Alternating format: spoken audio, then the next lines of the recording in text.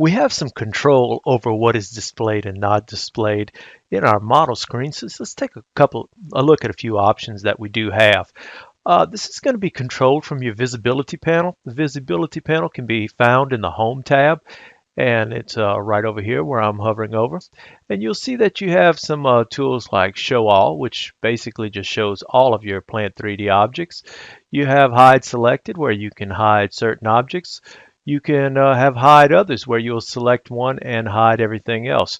You can toggle placeholder displays. If you have a part that is placeholder only, it'll toggle on a display that kind of gives you that. You can toggle on and off the weld displays.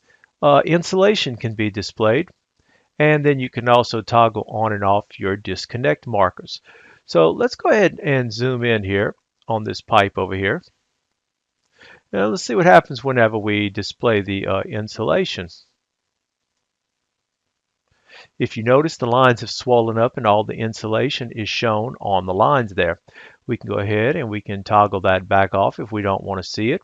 Let's look at this open line right here. I purposely put an open T here so you could see that this is where you would see if you have a disconnect. So if we toggle this on, you'll see that you do have a disconnect going on right there. Now let's go ahead and take a look at what happens to a placeholder. These two valves are strictly placeholders. They weren't in our normal valve catalog, and I just put them in to be a placeholder. And what we're going to do is we'll go ahead and turn this on, and now you can see these exclamation points showing that you have a placeholder there.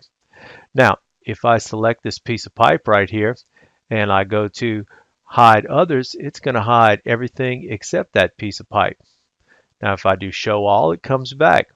Now, if I do the opposite function, I can hide only that piece of pipe. Once again, Show All. So these are just some of the options that you have whenever you want to control display in your Plant 3D model.